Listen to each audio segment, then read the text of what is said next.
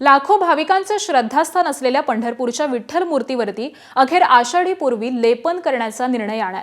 विठ्ठल मूर्तीवरती हे 5वं लेपन असणार आहे आणि यावेळी प्रथमच जगभरामध्ये वापरण्यात येणारे स्टोन पावडर आणि ऑर्गॅनिक कोटिंगचा वापर केला जाणार आहे। ही स्टोन पावडर बसवल्यानंतर मूर्तीवरती शेवटचं ऑर्गॅनिक कोटिंग करून ही लेपनाची प्रक्रिया पूर्ण होणार आहे। तर वर्षभरामध्ये 2.5 ते 3 कोटी भाविक देवाच्या चरणावरती मस्तक ठेवून दर्शन घेत असतात आणि यामुळे मूर्तीच्या पायाची झीज झपाट्याने होत असते। त्यामुळे दर 5 वर्षांनी मूर्तीवरती अशा पद्धतीचं रासायनिक लेपन करून मूर्तीचं संवर्धन करावं लागतं।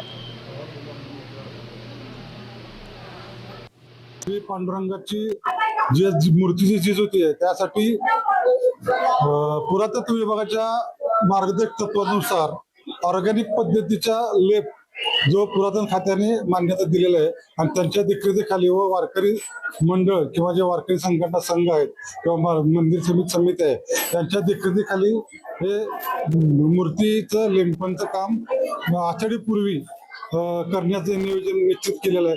तत्पूर्वी 3 दिवस पददर्शन बंद राहणार आहे, परंतु मुखदर्शन हे चालू राहणार आहे।